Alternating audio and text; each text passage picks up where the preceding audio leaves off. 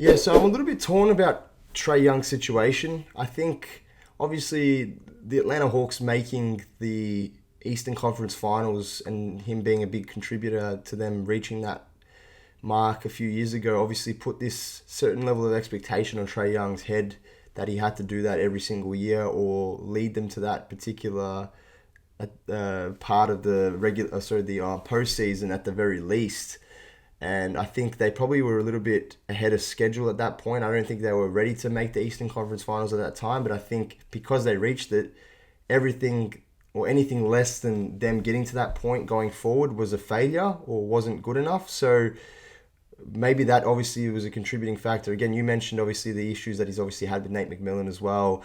And I don't know if you recall this, but like I think it was over a year and a bit ago, there was a lot of the information circling around NBA media about him and his relationship with John Collins. And John Collins obviously publicly came out and mentioned that, he's not happy with the way Trae Young plays. It was like very detrimental to the team. So that's why even like a few podcasts ago or episodes when we filmed, we mentioned like how the hell is John Collins still even on that team? Like we expected him to be long gone from the Hawks, especially after the comments were made about that whole situation. So um, if you put all of that into perspective, obviously there's a lot of red flags regarding Trae's time with Atlanta. Besides the fact, obviously, that he did get to the conference finals, but for all that talk, obviously, and all the talk of his poor defense and his shortcomings that he's had, he's still averaged after 5 NBA seasons 25.5 points, 9.3 assists, 2.5 threes a game. He's only 24 years of age.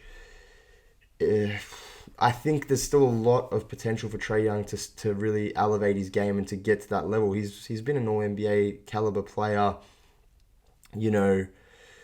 There's no reason to really set the alarm bells and say that we've seen the best of Trae Young and there's no way for him to improve or be able to contribute to winning basketball to a point where he can be a significant piece on a championship winning team. I don't think that should be ruled out, but you got to look at it. What's best for Atlanta? Obviously, his stock is still high, and the longer he continues to have any of these like little, issues with coaches or with his teammates, and all this bad light comes, or all this light is being shed about his behavior in a bad way.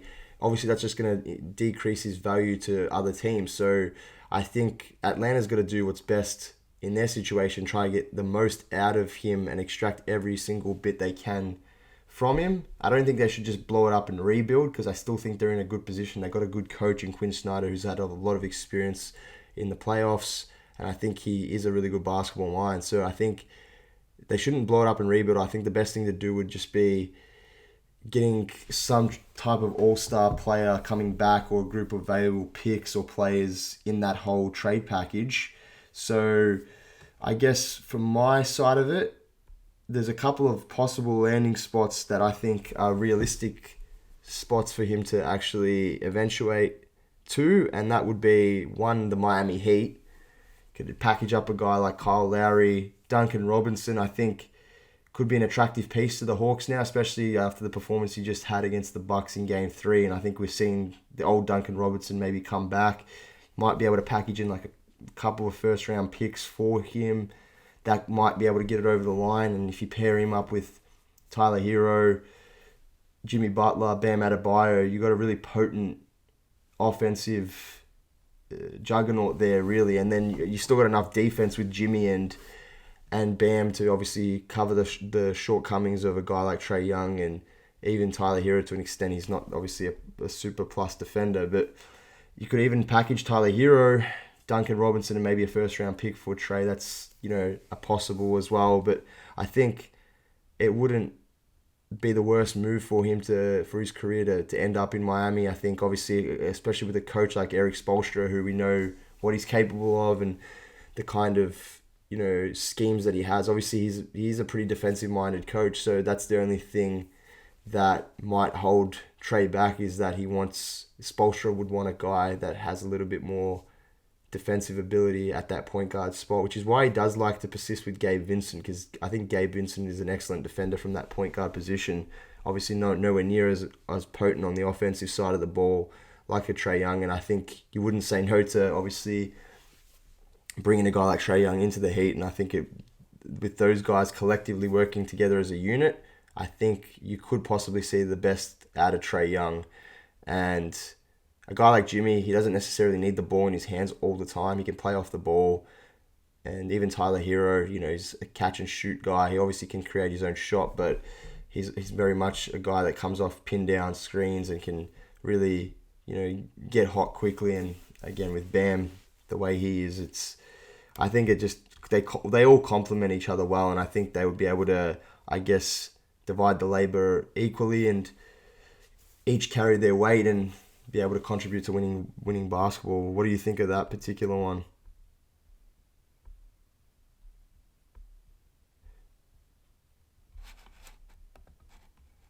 And the second spot that I have him, or second potential spot that I have him landing, is also a possibility, which is the Toronto Raptors. Obviously, we don't know what Fred VanVleet's future is looking like with the Raptors. Obviously, Nick Nurse now being fired or relieved of his duties as the head coach of the Toronto Raptors. Could a guy like Trae come in with a coach that obviously allows his strengths to flourish in the best way possible? And then you've got guys like Pascal Siakam, Scotty Barnes, the guys of that nature. Obviously, who would be packaged a part of that deal is a big question mark. So who then ends up staying alongside Trae is a I guess the stuff that will play a part in how good the Raptors can be if Trae Young's at the helm. But that's definitely a realistic possibility. I think they're both similar kind of point guards. They both like to shoot the ball. They're both undersized to an extent. Obviously, Van Fleet's a bit more of a plus defender than Trae Young. But in saying that, they're obviously the similar kind of player. Trae Young's got better playmaking ability, so I think that would open up the game and the floor for a lot of the other guys. And I think, again, if they can get the right coach into that situation and Trae Young does become a member of the Toronto Raptors, there's no reason why I don't think they can be a successful team. So I think those two teams, as well as the Chicago Bulls, I could definitely see the Bulls making a move. I think he'd definitely help them in a big way. And I think the guys that you could possibly look at bringing in to the Hawks for him would be a straight swap, maybe in a first-round pick for him and Zach LaVine. I mean, the contracts work out approximately to be the right sort of balance to obviously make this trade go through.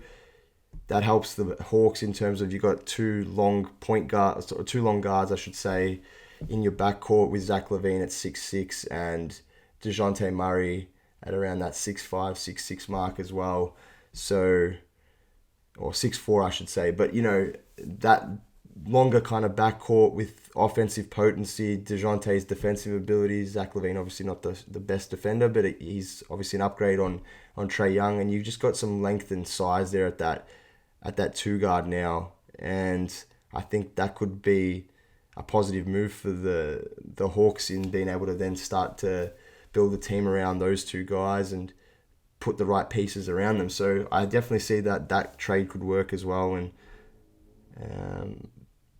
I'd love to hear what you have to say in terms of your favorite destinations for him to arrive to, and also whether you think there's some other hypothetical situations that could come up that you could see him end up elsewhere. Now, the Trae Young questions around him. So, can he play off ball on a new team? Can he coexist with the backcourt partner? Or does it need to be a big man? And with his efficiency, is he valued as a franchise cornerstone go-to guy? Personally, I think he's a hell of a talent. I'm not a huge Trae Young fan. I think he's worth taking a chance on, obviously. 100% he is.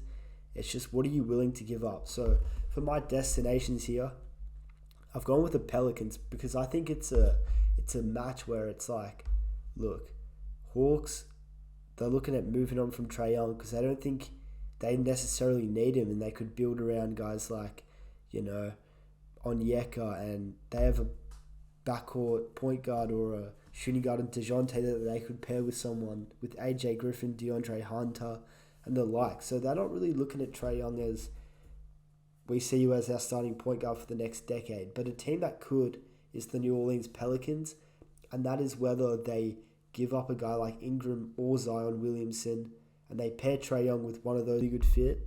And then besides that, I got Portland, and that's because the whole Dame situation. Is he going to go? Is he going to stay? And if he does go, what's the best option you could get? I think Trae Young's that. And I also have Clippers, and that's if they decide to go in a new direction and they give up Kawhi or Paul George. So those are mine. And I also have the Raptors. I think Pascal, OG, Fred Van Vliet. I don't think all three of them are going to be there. So I think Trae Young, they could be looking in that direction. But I don't think they're too likely to get him. Especially now with the coaching situation, they've got, I think, bigger fish to fry and try to worry about now with that whole dilemma and that whole controversy about Nick Nurse leaving on that pretty sour note.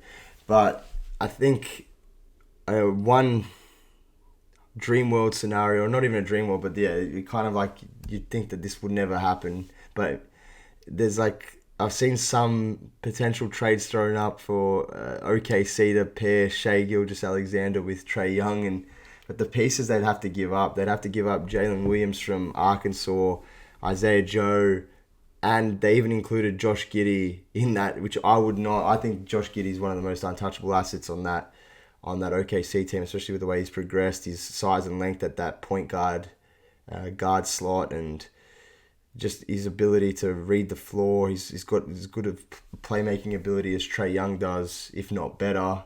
And he's progressing every year as an offensive player. So I wouldn't pull the trigger. I don't think Sam Presti would be silly enough to make that move. He's already made one big stuff up in the past with letting James Harden go. I don't think he'd pull the trigger on that regardless if he has 15 first-round picks for the next 5 years.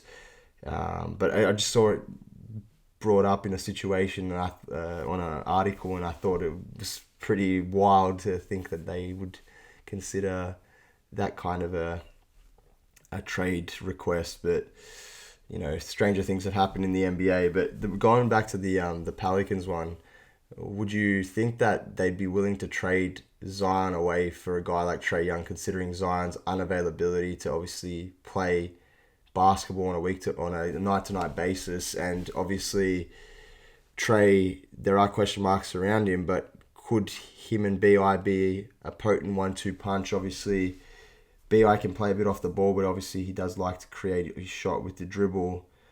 Trae could facilitate and help these guys get open looks with his passing ability, and obviously his ability to help stretch the defense out with his deep three-point shooting ability. But it's a tough one because I think it's high risk, high reward with the Zion side of it. If you let him go, you're risking the obviously ability of him becoming an All-NBA MVP caliber type player once he does get himself right in the same mold of a Joel Embiid. But the risk side of it from the Pelican side of it as well is that they possibly have him on their books and he still is unable to get healthy in the court, and then they don't have any value for Zion at all. So then what are you going to be able to trade him for? You know what I mean? Who would be interested in getting a guy like Zion on their team if he's unavailable? So that's a big question mark, and I think there's a possibility it could be a straight swap,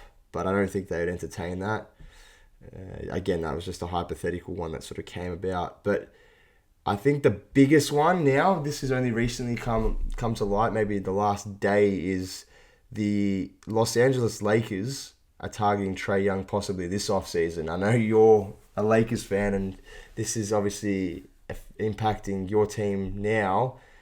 And obviously there is that connection with Clutch Sports. Trae Young signed to Rich Paul's agency. Rich Paul is his agent as well as being LeBron James's agent. There's been talks, obviously, Draymond Green looking to possibly go to the Lakers as well. Another Clutch connection. Is it just a rumor because they're part of Clutch Sports and he targets all the Clutch guys, and they'll always be a part of those conversations because of that unique connection they all have?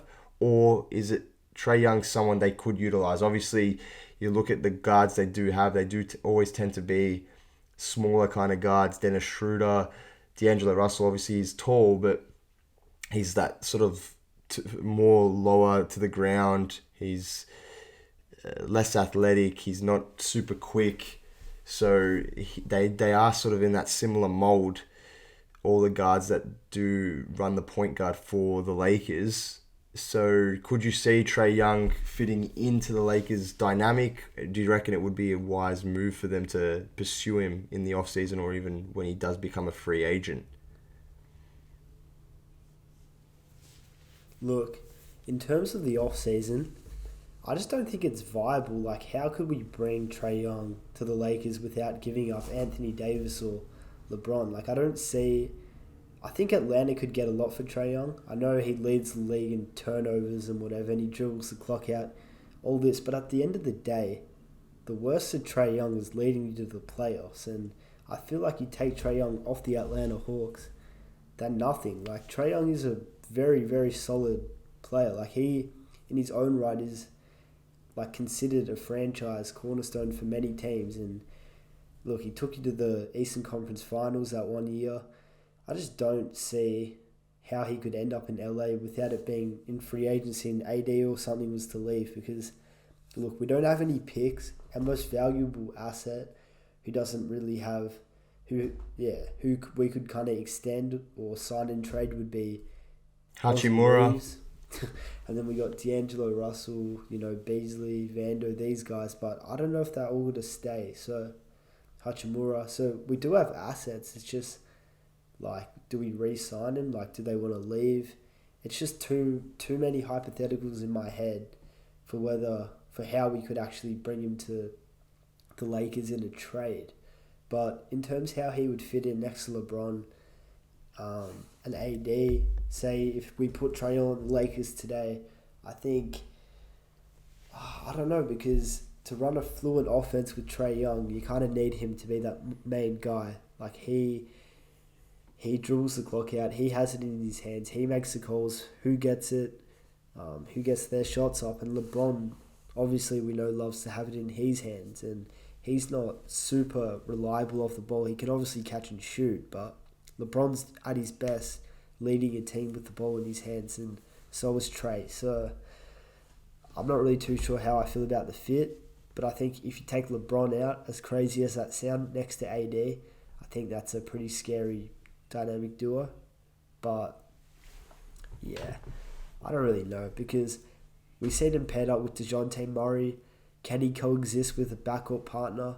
We still don't know the answer to that. So yeah, it'll be interesting wherever Trae Young goes. I think that's going to be a massive how he actually point performs. of emphasis is how the offense is run, what the coach does for him to try and maximize his ability, and overall just does that particular team and the personnel they have fit in with what Trae Young is as a player. That could see a drop-off in his production. It couldn't see a massive trajectory and, increase his upward spiral into becoming a possible, having a resurgence again. I'm not saying that he hasn't had he's had a down year, because he's still playing well, but again, from where we know that Trae Young can be and what we've seen from him in the past few years, especially come playoff time, I think he can definitely kick it up another notch, and I think he can definitely